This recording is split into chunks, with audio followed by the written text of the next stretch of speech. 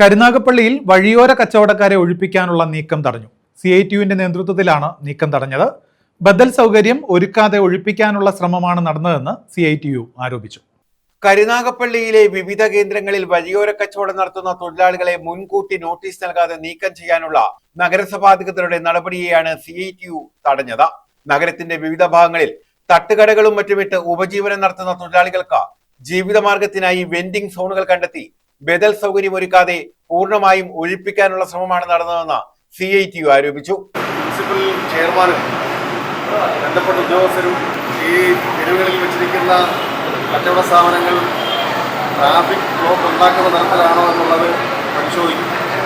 ആ traffic block ഉണ്ടാകുന്ന തരത്തിൽ വെച്ചിരിക്കുന്ന കച്ചവട സ്ഥാപനങ്ങൾ പരമാവധി അകത്തോട്ട് കയറ്റിവെച്ച് ഗതാഗത തടസ്സം ഉണ്ടാക്കാത്ത തരത്തിൽ ഇവർക്കൂടി കച്ചവടം ചെയ്തുകൊണ്ട് പോകത്തക്ക തരത്തിലൊരു തീരുമാനം എത്താം എന്ന് നഗരസഭാ ചെയർമാൻ ഉറപ്പ് നൽകിയതിൻ്റെ അടിസ്ഥാനത്തിലാണ് ഞങ്ങളിന്നിപ്പോൾ ഇവിടുത്തെ ഈ മീറ്റിംഗ് അവസാനിപ്പിക്കുന്നത്.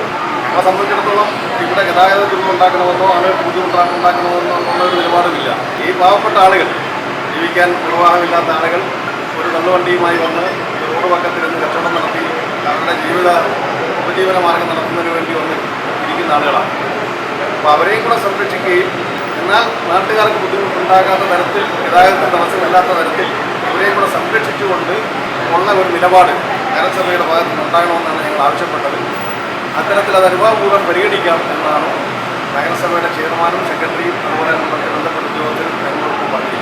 ഓണക്കാലം അടുത്തതോടെ മെച്ചപ്പെട്ട കച്ചവടം ലഭിക്കുമെന്ന് പ്രതീക്ഷിച്ച് ഉപജീവനത്തിനായി ചെറിയ കച്ചവടം നടത്തുന്ന തൊഴിലാളികളെ നീക്കം ചെയ്യാനുള്ള നടപടിക്കെതിരെയാണ് CITU പ്രതിഷേധിച്ചത്. വഴിയോര കച്ചവട തൊഴിലാളി യൂണിയൻ CITUവിന്റെ നേതൃത്വത്തിൽ നഗരസഭാധികൃതരുമായി നടത്തിയ ചർച്ചയെ തുടർന്ന് നിലവിൽ കച്ചവടം ചെയ്ത് ഉപജീവന മാർഗം നടത്തുന്ന തൊഴിലാളികൾ ഗതാഗതത്തിന് തടസ്സമില്ലാത്ത തരത്തിൽ കടകൾ ഓരങ്ങളിലേക്ക് ഒതുക്കി വെച്ച അസൗകര്യം സൃഷ്ടിക്കാത്ത തരത്തിൽ കച്ചവടം നടത്താൻ ധാരണയായി. ഇക്കാര്യങ്ങൾ പിന്നീട് വിശദമായി പരിശോധിച്ച ശേഷം തുടർ നടപടി സ്വീകരിക്കുകയുള്ളൂ എന്ന് അധികൃതർ ഉറപ്പ് നൽകി.